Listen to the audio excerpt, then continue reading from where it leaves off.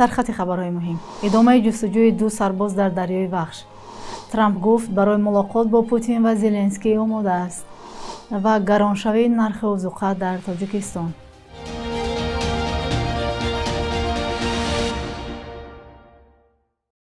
سلام بیننده‌های عزیز، به برنامه نویدی بامدادی خوش آمدید. امروز پنجشنبه 7 آگوست.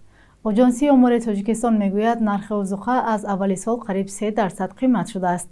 در خط مال‌هایی که نرخشان بالا رفته است، روغن، سبزیجات، محصولات گوشتی و میوگی ها بودند. بعضی بازارشناسان بر اینند که نرخ محصولات غذایی با سرعت گران می شود و نشان داده قیمت واقعی نرخ‌ها می تواند از آمار رسمی بیشتر باشد. گرانی 3% نرخ محصولات در حالی است که به اطلاع بانک ملی در نیمه اول سال جاری قرب اثار اصلی وارداتی یعنی دلار آمریکایی در برابر سومانی کاهش یافته است. در مجموع از یک سال با ساکنان کشور از افزایش با سرعت محصولات نیازی اول گله می‌کنند. آنها میگویند تاجران در بسیار موردها قیمت‌ها را به طور سنئی بالا میبرند، در حالی که ارز اصلی وارداتی دلار آمریکایی به طور قابل ملاحظه پایین شده است. نرخ‌ها برعکس بالا رفتند. این ادعا را تاجران بی اساس می‌دانند و بارها تاکید کردند که بالاروی نرخ‌ها به آنها چندان بستگی ندارد. دونالد ترامپ رئیس جمهور آمریکا گفت برای ملاقات با همتای روسش ولادیمیر پوتین و پرزیدنت اوکراین ولادیمیر زلنسکی آماده است. پرزیدنت آمریکا روز چهارشنبه در بریفینگ کاخ سفید گفت امکانیت خوبی وجود دارد که ملاقات به زودی برگزار شود. این اظهارات ترامپ بعد از سفر فرستاده ویژه آمریکا به روسیه و ملاقاتش با ولادیمیر پوتین صدا داد. استیو ویتکوف فرستاده ویژه آمریکا و ولادیمیر پوتین رئیس جمهوری روسیه تقریبا 3 ساعت ملاقات کرده از جمله درباره جنگ در اوکراین گپ زدند. دیدار و صحبت آنها روز 6 آگوست در کرمل گذشت. یوری اوشاکوف یاور پرزیدنت روسیه بخوری را بسیار مفید و سوزنده نامید. همچنین دونالد ترامپ پرزیدنت آمریکا در صفحه اجتماعیش نوشت که ملاقات ثمرناک بود و در حل نزاع پیشرفت بزرگ به دست آورد. این ملاقات 2 روز پیش از مهلت برگزار شد که رئیس جمهور آمریکا دونالد ترامپ برای پایان دادن جنگ روسیه در اوکراین تعیین کرده است. اوشاکوف گفت جانب روسیه در مسئله اوکراین پیام‌های مشخص داد و همزمان پیام‌های پرزیدنت ترامپ را شنید. استیو ویتکوف روز چهارشنبه به مسکو رسید و او را کیریل دیمیتریف را برای بنیاد سرمایه‌گذاری مستقیم روسیه پیشواز گرفت. نوار خبرگزاری دولتی تاس نشان می‌دهد که آنها پیش از ملاقات در باغ نزد کرمل سیر داشتند. سپس دیمیتریف گفت او و اوشاکوف نیز در ملاقات پوتین با ویتکوف اشتراک داشتند. با گذشت یک هفته جستجوی جسد دو سرباز وزارت دفاع تاجیکستان که در دریای وخش غرق شدند نتیجه نداده است. آنها در قلمرو حرب میدان که از قسم نظامیشان با این مشقگاه سفربر شده بودند در آب غرق شدند. سبب غرق شدن سربازان معلوم نیست. مقامات در ختلان گفتند حادثه روز 3 ایول اتفاق افتاد و از آن زمان جستجوی سربازان ادامه دارد. یک منبع رادیوزادی در اداره حالت‌های فوق‌العاده ختلان از سربازان غرق شده صالح خدایبردی 19 ساله و روشن محمدی 20 ساله نام برد. به گفته منبع عملیات جستجوی دو سرباز در ساحل وخش تا ناحیه قبادیون ادامه دارد. سبب دیر پیدا شدن جسدها بلند بودن سطح آب دریای وخش و با شدت جاری شدن آن است. طبق آمار رسمی از اول سال در کوه‌ها و دریاهای ولایت ختلان بیش از 50 نفر غرق شدند. اکثریت آنها در روزهای گرم و هنگام آببازی در ساحل کل یا دریا جان خود را از دست دادند. دادستانی کل آذربایجان رهنا شریفوی 51 ساله را به مقامات تاجیکستان سپرده است. این زن به قلابی گمانزد است و از سال 2021 تحت جستجوی بین‌المللی بود. او را در اول این سال در آذربایجان دستگیر کردند. دفتر مطبوعات دادستانی کل آذربایجان روز 5 آگوست در بیانیه گفت تصمیم سپردن رهنا شریفوی بر اساس کنونسیون عملی شد که ماه اکتبر سال 2002 قبول شده است. و یک گزارش داریم از بزرگترین پالایشگاه آبی رود 5 در ناحیه همدانی که باید آب 5 در این حوزه ها پاک شده به کانال ناحیه های همدانی واسه به فرخ ریزد. اما ساکنان میگویند با وجود پالایش آب از اینجا ریگدار بیرون میآید. محمد جان رحمت‌زاده گزارش میدهد. بزرگترین پالایشگاه آبی رود 5 در ناحیه همدانی آن با کمک مالی بانک آسیای رشد ساخته شده 36 هکتار را تشکیل می‌دهد. бояд оби панҷ дар ин ҳавзҳо пок шуда ба канали ноҳияҳои ҳамадонӣ, восе ва фархор резад.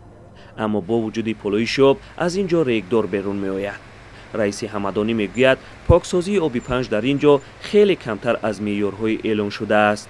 68-70% бояд оба соф мекард, лекин афсӯс ки мутаассифона ҳозирада имсола 20% муоми оба соф карда додисем. ин акн муроҷиат шудаги мактуб кардаги мо ҳамон одамое ки лоҳияро пешниҳод кардагаан омада мебинанд хай сабабоша бояд вайд. маълум нест барои бунёди ин пӯлоишгоҳ чӣ қадар маблағ сарф шудааст. дар оғоз ин тар хеле зиёд ситоиш мешуд. мегуфтанд мушкили оби пок ҳал мешавад. пӯлоишгоҳ кори дастгоҳҳои обкаширо сабук ва умри онҳоро дароз мекунад. аз қум ва реги таҳшин коргоҳи шиша сохта хоҳад шуд. вале тарҳи бузург ин умедҳоро бароварда накард.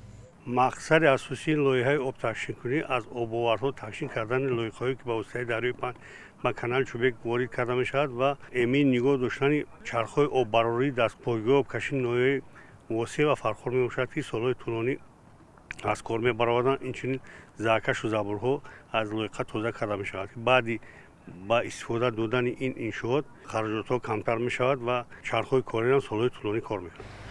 канали чӯбек дар ин минтақа калонтарин ба ҳисоб меравад. ҳавзаи он зиёда аз 50 000 гектарро ташкил медиҳад. ба воситаи об бештари заминҳои деҳқонони се ноҳияи минтақаи кӯлоб обёрӣ мешаванд. дар мавсими замистон оби он баста мешавад то обравҳо поккорӣ шаванд. ин ҳам мушкилест ки гуфта мешуд пӯлоишгоҳ онҳоро ҳал хоҳад кард. аммо чунин нашуд. акнун ноҳияи ҳамадонӣ барои кӯмак ба ҳукумати марказӣ муроҷиат кардааст. маълум нест амалкарди тарроҳ ва бунёдкорони пӯлоишгоҳ таҳқиқ хоҳад шуд ё не ва ки барои амалӣ нагаштани тар ҷавобгар хоҳад буд.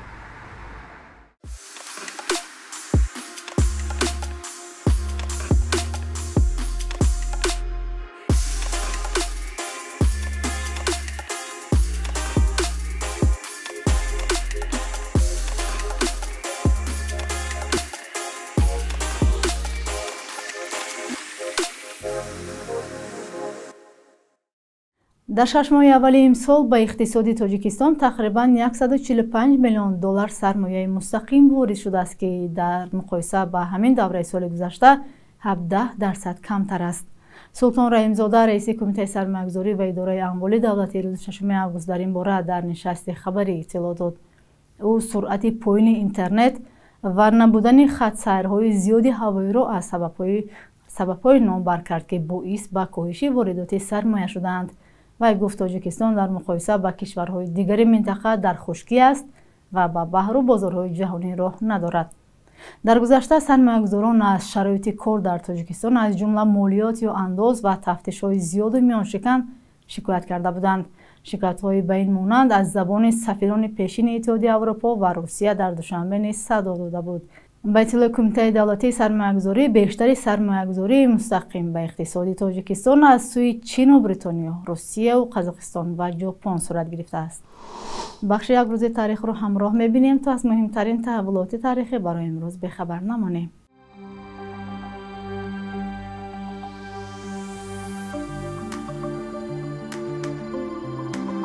7 августи соли 1932 дар иттиҳоди шӯравӣ қарори ҳифзи моликияти давлатии корхонаву калхозҳо қабул шуд, ки дар миёни мардум чун қонуни се хуша гандум маъруф гардид. ин қарор аз ҷумла дуздии маҳсулоти кишоварзиро аз майдонҳои киштман ва ҳукми қатлро пешбинӣ мекард. бар асоси ин қарор, ки дар давраи галадамор ё гуруснагии шадид қабул шуд, то поёни соли 1933 дар иттиҳоди шӯравӣ ва аз ҷумла Тоҷикистон 125 000 кас ба ҳабсҳои тӯлонӣ ва 5400 нафар ба ҳукми қатл маҳкум шуданд. 7 августи соли 2020 дар авҷи маъруфияти ҳунарӣ ва дар синни 44 солагӣ риштаи умри овозхони маҳбуб Баҳром Ғафурӣ канда шуд. Полис гуфт, ки Ғафурӣ дар як садамаи мудҳише ҷон дод. Ғафурӣ аз овозхонҳои пештози ҳунари попи тоҷик буд, ки бо садои нарму мусиқиҳои рақсӣ ва матнҳои касбияш аз бисёр дигар ҳунармандон фарқ мекард.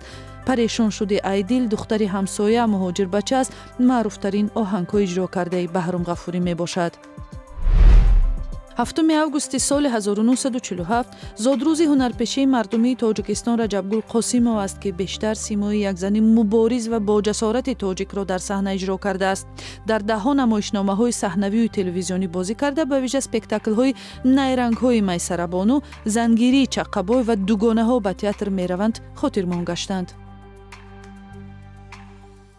қурби рубл субҳи имрӯз бетағйир аст ва дар бонкҳои Тоҷикистон 1000 рубл аз 115 то 117 сомонӣ иваз карда мешавад.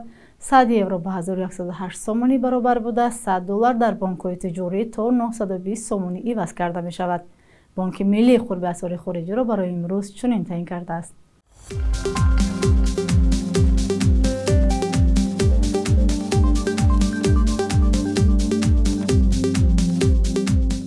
бинандагони азиз, инҷо расидем ба поёни барнома. сипос ки моро то ин лаҳза ҳамроҳӣ кардед. То фардо дар ҳамин вақти соат худо нигаҳдор.